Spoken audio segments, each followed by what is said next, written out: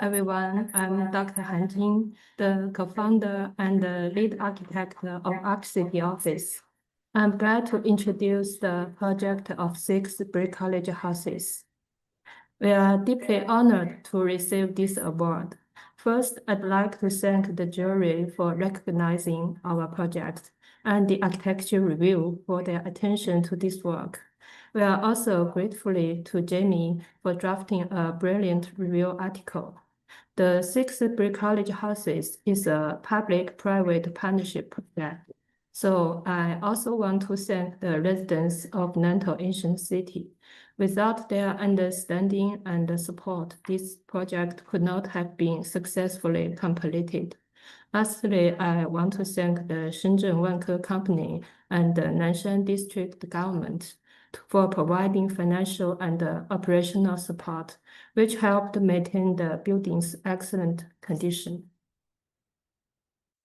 This project is located in Nantou ancient city, Shenzhen, China. Shenzhen is a major city that actually grew out of small villages. The red areas on this map show what we call urban villages. Right now, there are 322 of these villages in Shenzhen, and they are home to over 10 million people. Most of the residents are migrants and low-income groups, and many of them are young people. Urban villages are composed of illegal self-built houses, which were built and rebuilt by the villagers on their homesteads year by year. Because of their close proximity, they have gradually become handshake buildings, which are typically informal spaces. Nantou ancient city is one of the largest urban villages in Shenzhen. There are more than 30,000 people living in it. Commissioned by 6 villagers and the Shenzhen Wanke Company, we renovated their houses in 2022. These houses are deep in the west of the village. The renovated houses are operated by the Shenzhen Wanke Company. The renovation is also subsidized by local government funds, so it is a public-private partnership project. Villagers, the operator, and the local government all expressed their demand. Villagers wanted to minimize the cost of construction. Shenzhen Wanke Company wanted these renovated houses to be mixed use. The local government demanded enhanced safety, improved facilities, and more public spaces. Under the above conditions, we applied upgrades to the 6 buildings, guided by the concept of bricolage architecture. Bricolage refers to fiddling with and repairing items with the tools at hand, or crafting items out of what you already have. It represents a way of thinking in a tinkerer way. In a sense, an urban village is a bricolage city built by the villagers themselves. Next, I will introduce the renovation process of the 6 buildings. This is the first one, called the Platform Market. It is located on the ground floor of a large handshake building. We transformed the previously vacant shops into second-hand goods stores and added a series of open platforms along the steps at the entrance. These 2 photos show the space before and after the renovation. Even though the 3 platforms are small, these tiny public spaces help bring light and life to the once dark street. This is an analysis diagram comparing the old and the new. The platforms are built at different heights, which encourages all kinds of public activities. Artists have performed modern dance here. On regular days, kids often play here after school and watch the street scenes. The platforms also function as display stands for art exhibitions. During traditional festivals, villagers use them as stages to celebrate with line dances.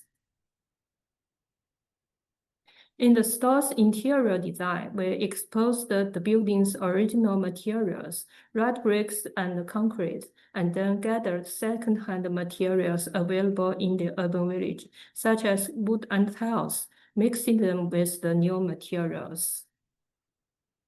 The second building is called My Dormitory. We transformed a self-built village house into a small mixed-use complex.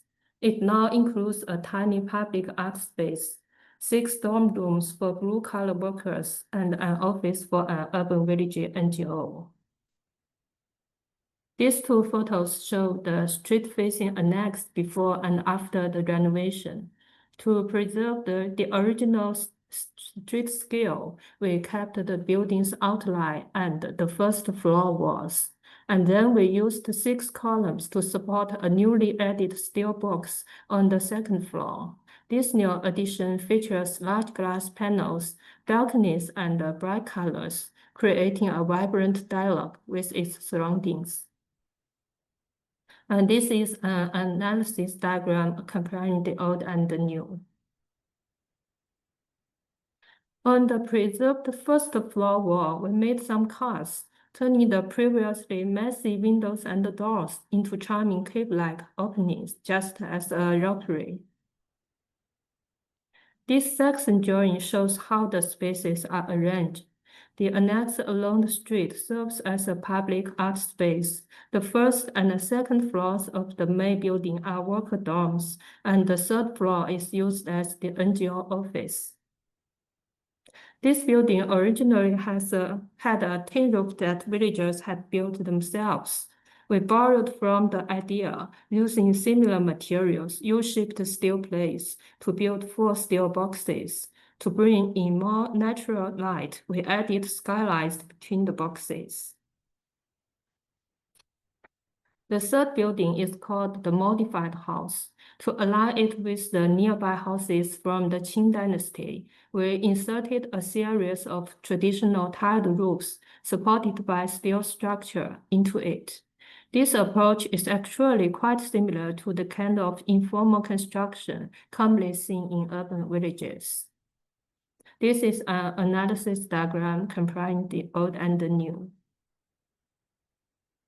This is a touching photo. After the sloped roofs were added, the original entrance porch was transformed into a small, cozy public space. People quickly noticed it and began using it. These sloped roofs also connected with different parts of the building, like the stair landings and the second floor terrace, making these spaces more inviting and encouraging people to pause and spend time here. By carefully choosing materials, we also improved the rooftop landscape and turned what used to be a neglected area into a public space. Artists now display their work here, and the rooftop has become a great place to observe daily life in the urban village. The fourth building is called the Urban Village Gallery. It's located on a lively street. We kept most of the original structure and only added a small corner balcony and a stairwell gallery, blending the new and old in a subtle way. These 3 photos show the construction process. You can see that all the new additions were carefully kept within the building's original roof line. Because the construction site was very tight, transporting materials and setting up scaffolding had to be done on a small scale. This is an analysis diagram comparing the old and the new. While most of the exterior remains unchanged, the interior has become much more dynamic after the renovation. The left photo shows the stairwell gallery inserted by cutting the floor slabs, and the right photo shows the beautiful old cell that we preserved. The small corner balcony on the second floor gives people a chance to look down on the village street from above. Everyday life might seem ordinary, but when you view it from a different angle, it becomes more vivid and interesting. On the rooftop, we also used a mix of old and new materials, a long steel canopy and a glass box, now wrapped around the original concrete room, continuing the dialogue between past and present. This is the fifth building called the City Wall Heritage Workshop. It sits on the foundation of the ancient city wall, right next to an archaeological site. The site also includes a longan tree and an Aztec god temple. We transformed this group of buildings into a heritage workshop to help revive local history. These two photos show the building before and after renovation.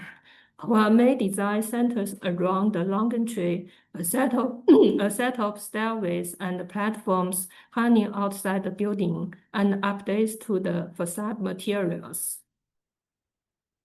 This is an analysis diagram comparing the old and the new. The entrance to this space is through the small earth god temple. We restored it in a way that respects the villagers' traditions. Now the temple is lively and well visited. Next to it, a stairway leads people up to a second floor platform where they can enjoy views of the archaeological site.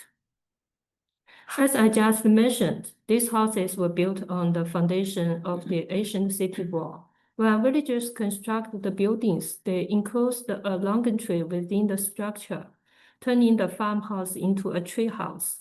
We chose to honor the longan tree as a living heritage, cutting open parts of the floor slabs and walls to expose it once again to fresh air. Within less than a month, new shoots began to sprout from the once dry trunk. This is the second floor platform. It used to be in ruins, but now it has become a well-loved public space with the longan tree, layered walkways at different heights, and a large mural created by an artist. This photo shows the relationship between the stairways, platforms, and the archaeological site. Climbing the stairs and standing on the platform to take in the view becomes a physical experience, one that naturally instills a sense of history and reflection in people's hearts. The last building is called the Wutong Community Center. We transformed the first and second floors into public spaces. The third to fifth floors are now used apartments, and the illegally built roof was turned into a small art gallery. These two photos show the building before and after renovation. The main focus was on the bottom and top levels. Inspired by the villagers' DIY tin roof extensions, we used the colorful U-shaped steel panels to build 5 boxes on the roof. This is an analysis diagram comparing the old and the new. Urban villages often lack public spaces. Once the first and second floors were opened up to the public, villagers were eager to use them. During the day, local women come to do crafts and chat, and sometimes villagers even rehearse Cantonese opera here. This photo shows the interior of the rooftop gallery. The skylight not only brings in natural light that illuminates the artworks, but also allows people to view the surrounding urban village scenery. This night photo shows the 5 colorful steel boxes on the roof, which clearly related to the tin roof shack on nearby village houses. Finally, I would like to introduce our approach to new into old. Our design concept is an old tree sprouting new buds, and from this idea, we have developed 5 strategies. First, we piece together new and old buildings. Second, we blend in residential, non-residential, and public spaces. Third, we integrate living spaces for both white-collar and blue-collar workers. Fourth, we bring together historical heritage and everyday life. And fifth, we merge the wild nature with the built environment. This is the end of our presentation. Thank you. Thank you so much, Dr. Han, and congratulations again to the whole team. If you would like, as we start the discussion, if you would like to refer to any of the drawings or images, feel free to share your screen to answer a question if you want to point to something in particular. Okay.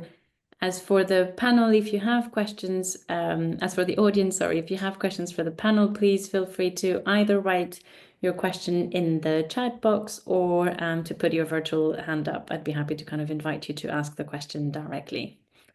To start our conversation, I'd like to turn to you, May, to say kind of a few words about the Bricolage houses, why it was chosen as the winner of this year's AR New to World Awards, and to hear your thoughts on what we have just seen and heard, and ask the first question to the ARCity Office team. Thank you, Manon. And congratulations to the winning team. It was truly an inspiring project, very well thought out, and the attention to detail I thought was very impressive.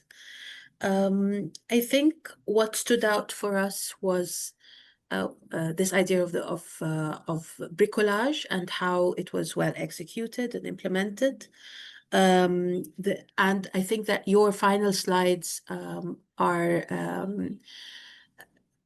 I think express that very well, in the sense that you bring together seemingly contradictory elements in a manner that gives value to both of them. I think starting with the collaboration between a real estate company, a village collective, and the government, and the idea that the architects come and they start to weave this collaboration into a design idea that makes sense to all. And the inclusion of a village collective obviously is a good guardrail against gentrification, as is the approach of keeping the old and stitching new elements into it. The aspect of economic and social sustainability, I feel, was also very well represented here. And this also comes from this idea of this surgical intervention, both in terms of the elements, the architectural elements that are integrated into the existing built environment, but also in terms of how this improves public space. Widening our understanding of heritage is also an important aspect of this project. So we have kind of our classical understanding of heritage, the Ming City Wall and so forth, but we also have other examples of heritage, such as the oldest type of village residential houses and so forth. And then the introduction of cultural and artistic activities that enhance the existing spaces and improve and add a community aspect to the project, I believe is also very successful. So, I mean, congratulations on this really sensitive project. It can't have been easy. This is a very tight and dense urban fabric with different stakeholders involved in the process of decision making, and the result, I think, is very successful. And I look forward to seeing how this settlement develops in the future and how these kinds of interventions age. I think that this will be something that we will learn from in the future. Thank you. And I would like to ask you to elaborate a little bit on how the process of designing and co-designing, and how you brought different kinds of stakeholders into the process, what the challenges were, and what worked and what did not work. Thank you. 非常感谢各位评委，我就用中文，等一下由我们房博来翻译一下。首先这个项目是一个非常复杂的，有多方利益参与的一个项目，所以在其中呢有很多的矛盾和冲突。那么我们工作室呢就是首先是希望建立一个很好的机制，能够把这个三方的利益给统一在一起。 It is our great honor to participate into this conversation with AR. And yeah, it is a good question. And our office is trying to put together all the interests of different parties into the process. And we tried our best to establish a mechanism to balance all the interests. 首先这个项目是位于一个城中村，深圳最大的城中村。这个城中村它本身呢就是一个Bricolage 这样一个 city，所以它是有大量的这种移民，接近有2万人住在里面。另一方面呢，这里面有万科这样一个深圳最大的房地产公司，他们也在进入到这样一个城中村，所以不同的利益其实在这里面是有一定的冲突，当然也有合作的可能性。First of all, the projects, they are located in one of the biggest urban village in Shenzhen, and it actually holds almost half of Shenzhen population. It absorbs the population like around 20,000 people. So in addition, the real estate company, Wanke, it enters and try to bring a lot of renovations into the urban villages. So these are the major two parties in our process. 所以我们在这个设计里面最重要的是，尝试采用一种低成本的，然后这样一种方法去说服村民以及呢万科还有地方政府去参与到我们这样一个实验。当然这种方法其实呢是有非常大的挑战，因为这里面每个房子它周边都是是一个日常生活空间，所以在施工过程中都会碰到很多的困难。We attempt to participate into the renovation process and by utilizing very low cost economic method in this way. And we try to persuade the three parties, including government, real estate company called Wanke, and the villagers, three parties into the whole process. It is a challenging project because the village itself has a lot of daily lives and vivid scenes and vibrant scenes inside it. So it is a great challenge to us.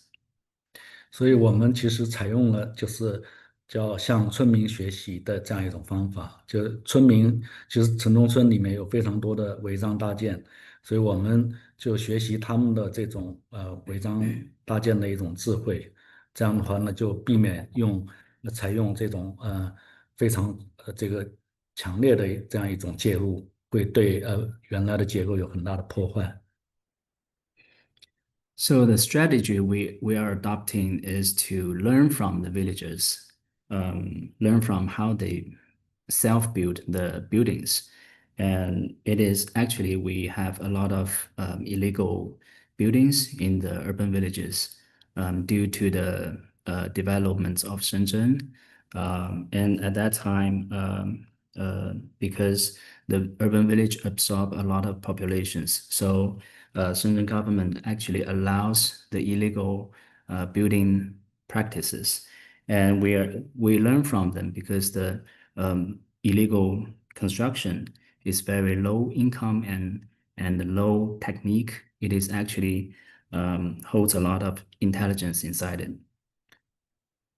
所以我们发现了一个很有趣的现象，就是村民在建造自己的房子的时候呢，都是采用一种拼贴的方法，就是他人从手头有什么样的材料，有什么样的技术，他就去用最简单的方法去采用，而且呢，整个这个拼贴的过程都是在一个非常明确的自己的范围里面，所以它不能越界。所以这个其实是考验村民他的一种智慧，所以我们学习了这样一种Bricolage这种方法，就这样会让我们的这个最终的项目呢，能够被村民接受，同时也能够被这个政府接受。We actually find a very interesting phenomenon from the self-built buildings. It's called collage. And what we define collage as the construction methods and materials, they are all readily available and very easily accessible and low tech, which aligns with the spirit of collage. And also, the villagers, they are very smart to build all the constructions and techniques inside the limited constraints.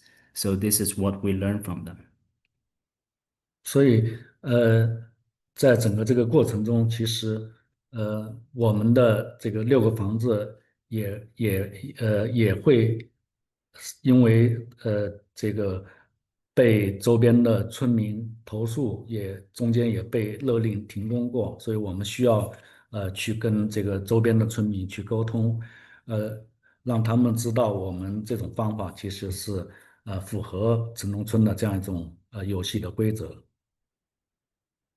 During the renovation of all our 6 houses, we encountered numerous complaints from the villagers. Actually, each complaint requires us to hold construction. That means we could only resume the work once the issue was settled and resolved. So we always stop the construction like a few days or a few weeks, even a few months. The whole process is far from smooth, but in this process, we try to persuade and negotiate with the villagers that we actually learn from them. And this is actually in the same game, same pattern, and same modes of urban villages. 那最终的采用的这种方法，最终呈现出来的一种结果呢，是大家都非常满意。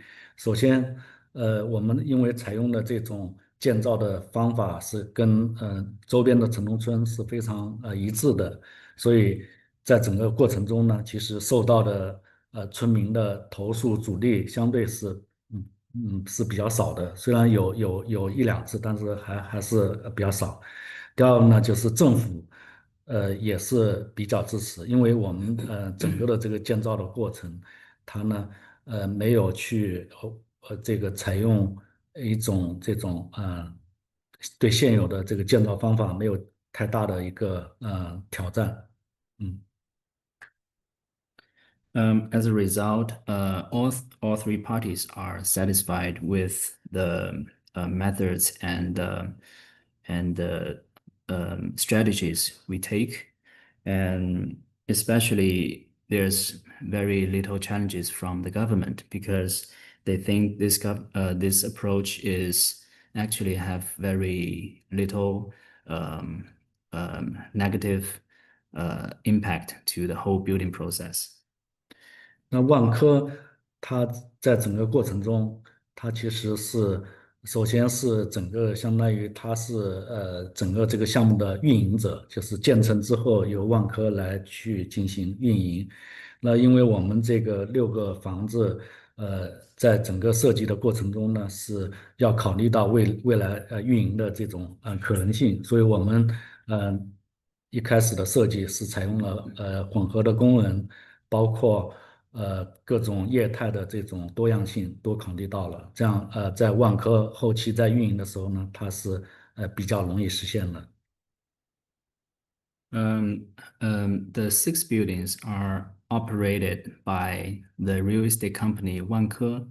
So initially, we take the approach of mixed use buildings, building it into a community and urban complex. So it actually achieve pretty good results and accepted by Wanke because it's easy to operate. 所以在这个目前的这个使用的状态呢，经过了接近有2年多，目前现在的运营的状态还是非常好的，而且我们所采用的这种拼贴的方法，它有很大的兼容性和适应性。也就是说，呃，我们一开始考虑到，所有的基础设施都是通用的，比如说每一栋房子都安装了消防喷淋，去安装的这个所有的基础设施都是这个能够满足未来的这个最大的可用性。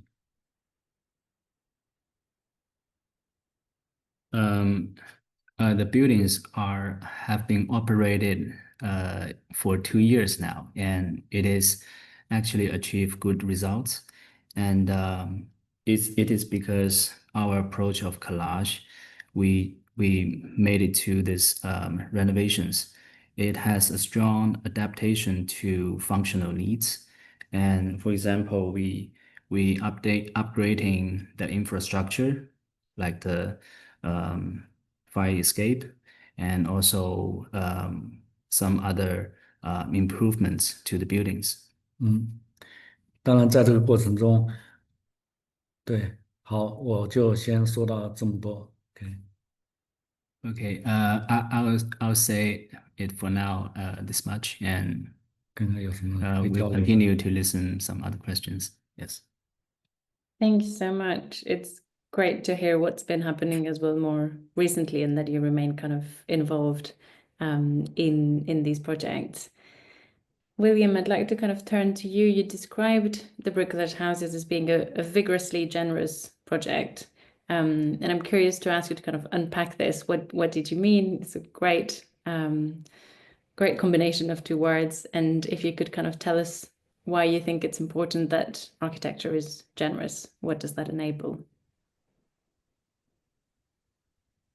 I suppose the thing that talked to me about this project was that it seemed to have a kind of civic and public attitude and dimension to it. And I suppose there's a kind of obvious quality to this where of actually making the street, these sort of narrow streets, have a kind of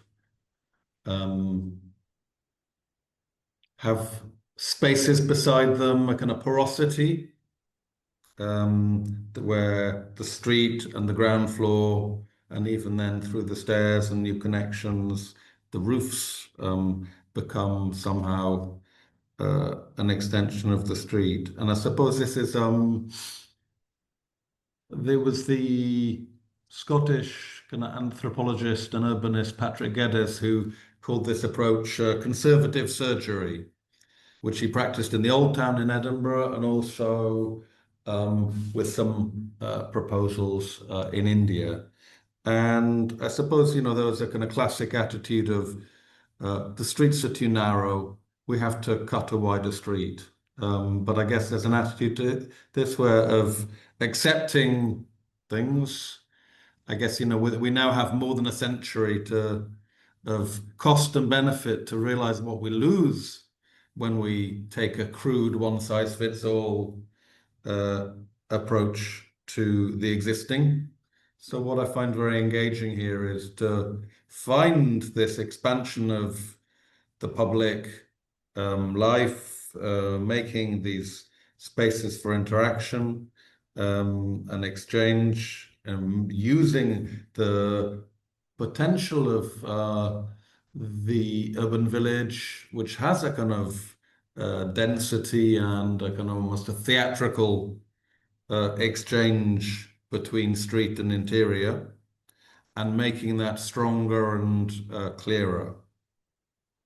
So for me, this is a very powerful kind of example. I suppose, what we perhaps see in the urban villages and the adjacent developments is an extreme differentiation that is not something that we have in London. So this is of kind of quite a lot of interest. But still we have actually areas of, that have evolved slowly and organically. And we have areas where, and these areas have some protection, and then we have areas where there's almost no protection, and we have big vacant sites where up to a point, anything is possible. So actually, these lessons are still also kind of similar, and these lessons are relevant across big distances geographically, big distances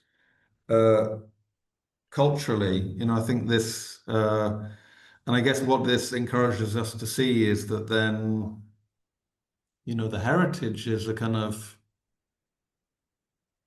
there's some old things that are deeply buried, but it takes the heritage dimension away from the physical and the high culture to a kind of collective form of behavior. It's interesting you're referring to Claude Lévi-Strauss in this kind of concept of bricolage, because it's not just a concept of making, it's a concept of, I suppose, the socialization of making. And I suppose perhaps if I could turn it from comment into question, it seems to me the challenge of this kind of work is compared to, on an empty site, we get a geologist or we get some information about the soil and the rock somewhere underneath. When we approach an existing situation with a lot of neighbors, it seems to me the architect has to read and understand the existing with a degree of care that has become unfamiliar in our profession, to read constraints and capacities. And I guess I would be interested to hear how the team, how they did this process and how they shared their learnings from this process of reading and understanding the existing in order to put forward proposals, because I would expect there are also different agendas in the people that they were working with. And so how they kind of carried out this process and how that maybe even changed their own tools. Great question. Is it one for you, Dr. Han? Or... Give me a Yes. few seconds to interpret. Yes, of course. Architects are having to kind of create new tools, I guess. It's also like, how do you document the existing? How do you make a record of it? But how do you also then adjust? Especially when it's such a complex and involving so many different parties. And I suppose what's interesting, just as a elaboration, is almost just how when you work with the existing and you make small kind of things, of course, the other, the Barcelona analogy is the acupuncture. When you do these small interventions, you can actually trace cause and effect, costs and benefits, in a way that when you make a whole building that's a system, it's all or nothing, take it or leave it. Whereas here it's like, why are you doing that? Could you do it differently? And that makes actually design a more public and publicly accountable activity. Especially if you have to kind of pause when there's like a disagreement or something. Pause for 3 months. Exactly, that there's time for ideas to change and design to evolve and all sorts of things to happen. Yeah.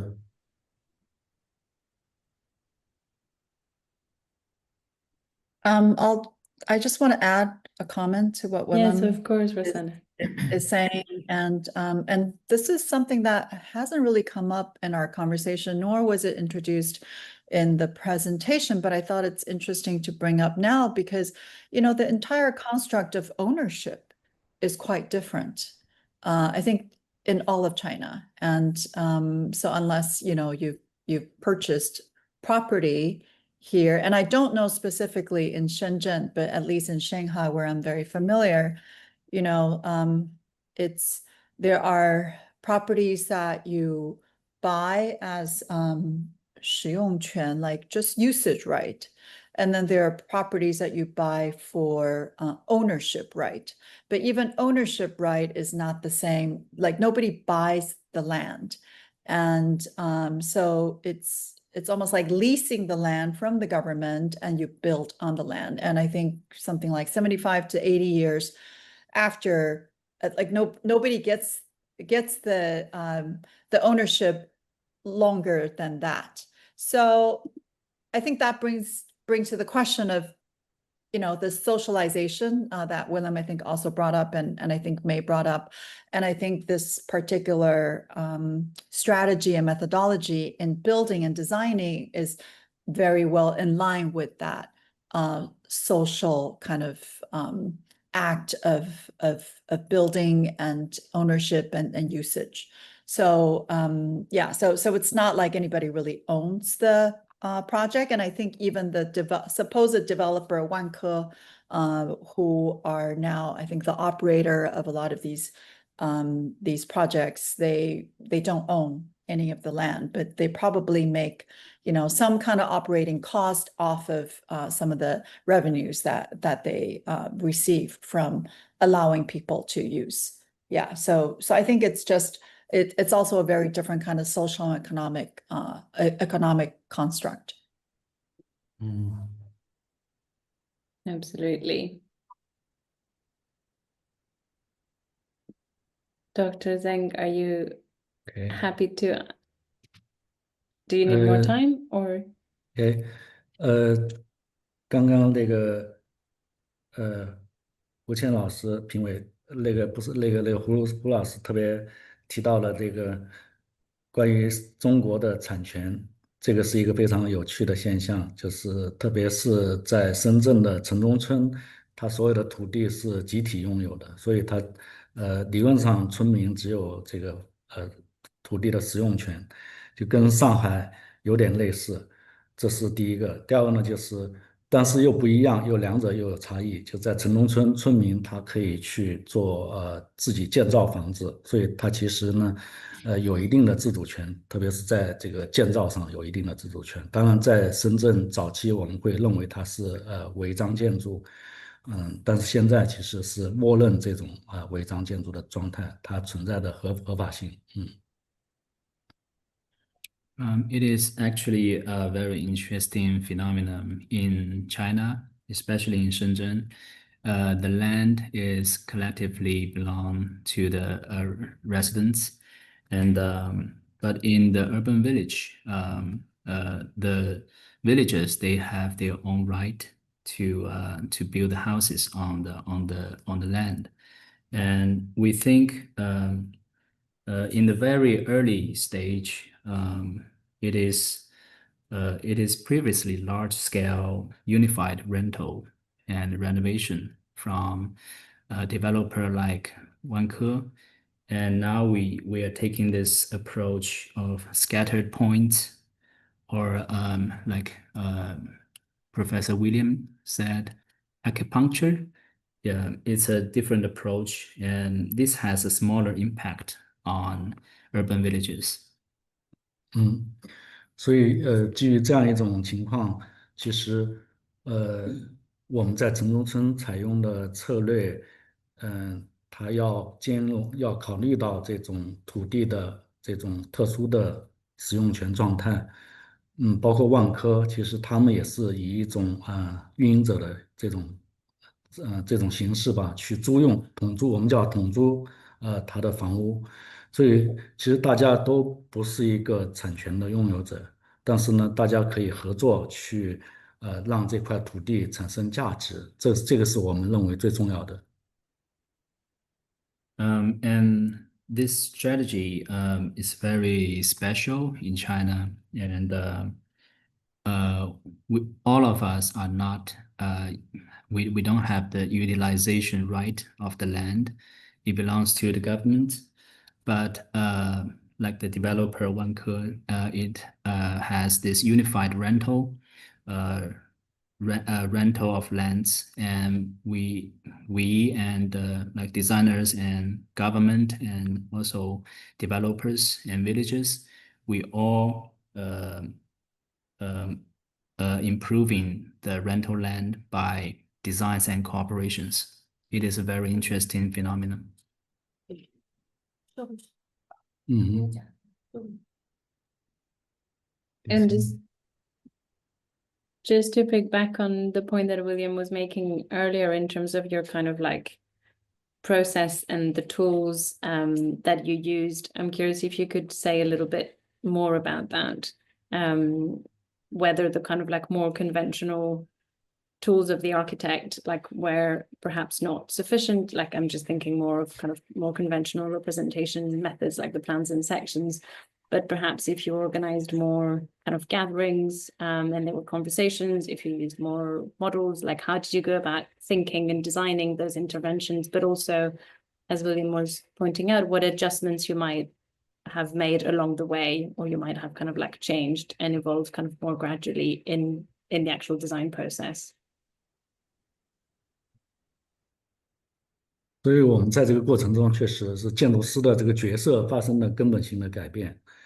我们其实花90%的时间去帮助万科，包括村民去建立项目，就是包括这个我们现在完成的这6个项目，其实都是我们和万科一起去发现、去寻找出来的。因为开始是没有这些项目，然后我们主动去发现了这些需要改造的点，然后呢，去跟村民协商，然后让他们愿意去租给万科，然后去用于改造。所以这个其实是已经超越了传统建筑师的工作范围，所以我们会把我们自己变成一个相当于类似一个社会工作者。The design tools are conventional. For example, we'll also draw plans and sections, but I think the crucial role that we play is very different from conventional architects in this whole process, because 90% of the time of our work is negotiating and helping villagers and Wanke to actively discover and seek projects opportunities. For example, these 6 buildings are through the cooperation findings. So we actively seek out the opportunity and try to persuade the villagers to let them willing to rent their houses to Wanke to develop. I suppose if I could pick up on that, my point was not so much about different types of drawing, but just the importance of looking and understanding what is already there, which in a conventional professional situation is much smaller.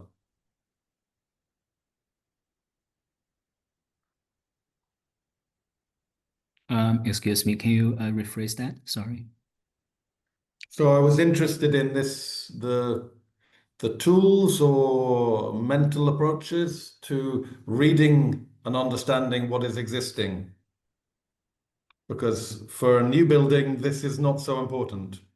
You work with things that you know, you find out what the foundation capacity is or for appropriate kind of soil conditions, but other than that, everything is new. But then when you have an existing situation, the capacity and the constraints are inherited rather than external, or brought to the process. So that requires, in my experience, quite a different approach and much more careful understanding, patient and careful process of understanding of what it is that you have in order to be able to add to it or to change it. Okay, thank you. 所以整个这个过程其实是充满了限制，这个包括看得见的这种限制的条件，以及呢看不见的限制条件。看得见的就是整个城中村，它其实是和传统的遗产混合在一起的，所以这些我们再去介入的时候，要去把这个遗产，包括城中村的所有的这些要素要识别出来。另外一个就是看不见的一些要素也非常多，因为在整个这个区域里面有非常多的一些潜规则，就包括这个房子的边界以及空间它的边界，所以我们其实是需要有一个这样一种能力吧，去把它们先识别出来，就把这些限制转化为我们设计的一个动力。So it is very different design approach with the new buildings because it is within this very specific existing environment. Also, it has a lot of constraints, including two parts. One is visible constraints, second is invisible ones. So the visible constraints always dealing with existing buildings and with the heritage preservation. So we need to sort out, first of all, we need to sort out the heritage part of what part should we retain, what part should we preserve, what part we can see as something not preservable. So the invisible part is there's a lot of rules, actually sub-rules in the urban villages. And it is because there are a lot of different parties in the urban village usage. So, for example, the boundary of the houses, that's a very invisible constraints or conditions to us. We need to find out the boundary of the building, what's its households or house owners, and some other constraints. Yes. And all these constraints actually give us actually not a challenge, but a great opportunity to become a design factors. I'm very conscious of time, and as a last point, I just wanted to bring up in this issue, we're also looking back at the work of Lina Babardi in Bahia in Brazil. And 50 years ago, she was already warning us, I guess, against the kind of threat of gentrification and touristification when renovating some of the city's buildings from the colonial era. And Rossana, I wanted to turn to you to ask if you saw kind of these gentrifying forces as a threat in the context of Shenzhen's urban villages, and if so, what could in your eyes be done to kind of keep these forces at bay, building on the approach of ARCity Office? Yeah, first of all, congratulations, huge congratulations to ARCity. I think this is an amazing attempt to, I think, and we talked about this, to resist the kind of capitalist extraction that we often see in large cities and urban gestures. And I love it that it's really taking a critical lens at conservation, right, and preservation. This is completely different. A way of looking at the kind of traditional preservation by arguing that buildings accumulate cultural meaning through adaptation, and now, through yet another kind of way of adding and extracting, we're able to create even more cultural relevance.